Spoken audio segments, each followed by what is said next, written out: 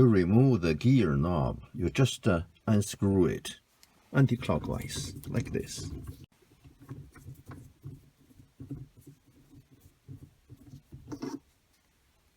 So you can see the thread on this rod, and here through the hole, threaded hole. To install, just screw it back in clockwise.